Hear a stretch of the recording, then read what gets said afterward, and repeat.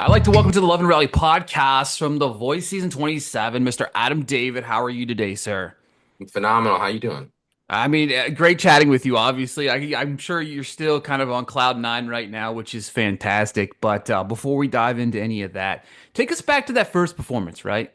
You sung Baby, I Love Your Way, right? And Michael was the only person to kind of turn for you, landing you on his team. Talk to me about the early stage and how that felt to, and how you utilized that to get to where you are now.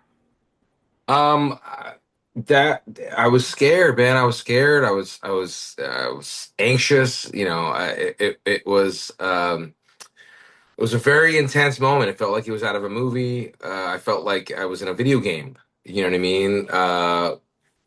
Hearing my name out of Adam Levine's mouth and Michael Bublé's mouth and John Legend's mouth, like man, um, it was it was probably the most nervous I've ever been in my life. And I was just I think I closed my eyes for most of it and I was just, don't mess up the words. Don't mess up the words. Don't mess up you know what I mean? And it was a wild thing. And I only needed the one chair and it was Michael and that was such a blessing because I think if I had the choice, I would have chose wrong, which is typically how it works if it's up to me. Um, so my higher power did me a favor, and uh, I think it just kind of, man, when I get out of my way, things generally work out pretty well, and that's what it's been this whole thing. I've a series of getting in my way and then learning to back up, creeping up and then learning to back up, and and it works, man. Now I'm here. I won the whole friggin' thing. It's wild. Absolutely. Yeah. Take me through the early stages of those battle rounds, right? What advice is Michael kind of giving you and helping you guide you? Because obviously that's one of the more important elements, right? As even an artist, you're talking to somebody that has been there, done that, been to the show, and he's able to guide you each week. And that kind of advice is, it's miraculous. You know what I mean? Talk to me about that advice he's giving you kind of week to week as you're preparing for the early stages of those battle rounds. Most of the advice at the beginning is similar to what he's been telling me now. I mean, now it's just a little bit deeper because we have a deeper bond and we've had a lot of conversations. Um, but I needed to hear someone like him tell me that I can trust myself and I can trust, sometimes you just need the permission from somebody, you know. And it's the believing in yourself, belief, that's a muscle. You choose to, it's not something that you just, maybe some people, you know what, let me rephrase that. Maybe some people are that way. For me, it seems to be something that I have to work at. And it's an everyday practice. And he just kept reinforcing it. Man, you got good instincts. Believe, trust them. Um, I like what you're doing here. Trust it.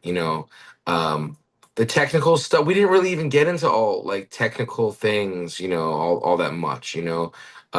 He gave me his opinion on some uh what's it called? Like maybe some technical voice things, keep it open here. Um, I would do this, I would do that, you know what I mean? And I listen to that, man. But all with the core of, I don't know, you can trust yourself. This is what I would do. But you're making good choices and I like what they are. And man, that's Yeah, it's having somebody believe in you, right? You know what I mean? That's the yeah. factor, right? You know what I mean? Because we will get in our own way a million times out of a million times, you know what I mean? But if you have that one person nudging you in the right direction, it's always super helpful. Yeah. One of the things that's fascinating about those battle rounds, right? You're going head to head, toe to toe with another person. What's the atmosphere like while you're kind of sitting on the stage with somebody? They're singing, you're singing, we're going back and forth, and you're kind of battling. What's it kind of like going through your process in your head and making sure that you're staying focused on the job at hand? I I really, my mentality in this competition show was that it wasn't a competition. My mentality, I mean, my mentality was there was a lot of love and camaraderie between us contestants. Um, you know, it all of us were going through something very similar, if not the exact same thing. We all felt nervous and anxious. We didn't know what was happening. Um, we all wanted to do our best. We all wanted to win, but at the end of the day, we also all like were prepared to be happy for whoever did. The battles were a duet. It wasn't a battle. We were singing together. Um, the playoffs, we weren't going head to head. We were enjoying each other's performance. You know what I mean? I got really close with Carlos Santiago. I talked to him yesterday. I will most likely talk to him today.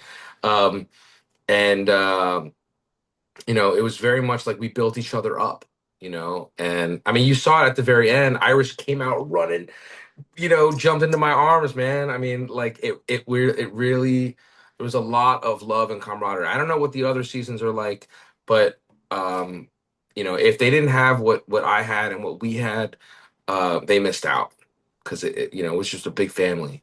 Yeah, because that's the atmosphere, right? No matter who's in your life, what you're battling in that situation, only the people next to you really know what you're going through. So it's nice to have that, camaraderie amongst everybody there. Talk to me about Yeah. that, right? Talk to me about the stages of the early on process of it, like being this taped version. Then we're going to the live version. How do you try to balance that? How do you kind of, I'm sure the approach is almost the same for yourself, right? But talk to me about that balance from going from the taped recordings to the now we're live each and every week.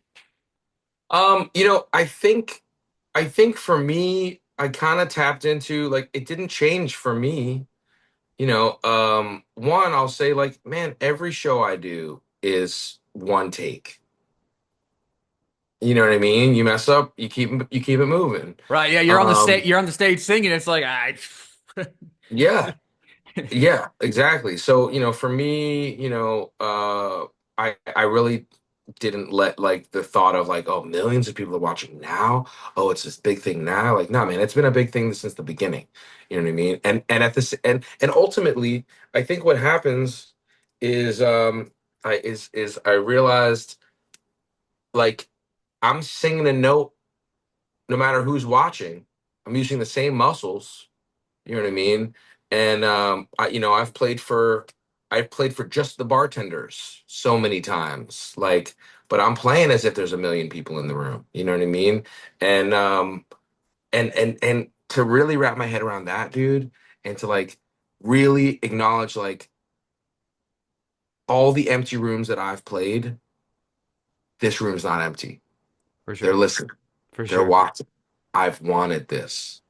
You know what I Yeah. mean? So the gratitude with that, with really realizing that and kind of pushing through the fear of like, oh, but what if I screw it up? What if, which is kind of where I was at for a lot of it. Um, that was out the window as soon as I realized, man, but this is what I'm here. I get to do this thing that I've been practicing for. I get to Absolutely. do this stuff, man. I'm yeah, blown away with gratitude. Yeah, final question real quick here. You're sitting on the stage, they go fifth place, fourth place, third place, leaving you, Jalen, and yourself on the stage. Talk to me what's going through your head, hearing your name called as a winner. What does this mean to you?